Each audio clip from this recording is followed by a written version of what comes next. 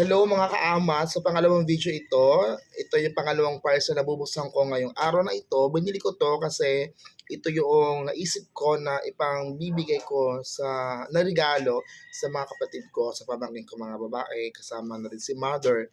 Ayan, so bumili ako nito para sa kanila. So ito ay malalaman nyo maya-maya lamang. So buksan na natin kung anong laman nito. Ayan, talagang kita nyo naman, balot na balot. Dalawang plastic pa siya. Ayan.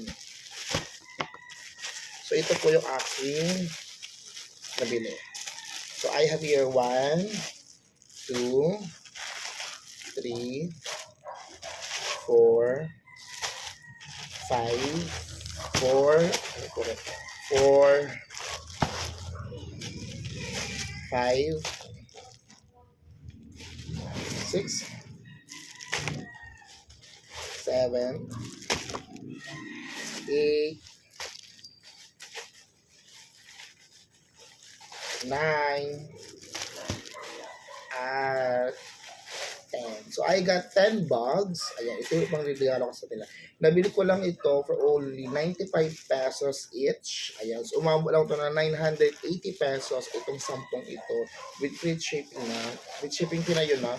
Kasi nang uli ako sa bayad, ang hirap bumili. Tapos maulan pa, kaya sabi ko sa TikTok na lang ako bumili. So, babulutin ko to para sa akin pangregalo sa mga susunod na araw. Kasi malapit ng Pasko, sa mga kaamats, kung wala pa kayong makitang regalo, bakit hindi nyo ito i-consider? Nandiyan po sa comment section yung link kung saan ko ito in-order. Ayan. And also, you can also visit my TikTok account para hanapin to sa aking showcase, sa aking affiliate ko to.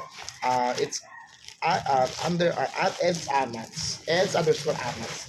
Yung po ang pangalan ng aking TikTok. So guys, mga kaamats, ito na, napakasulit nito. No?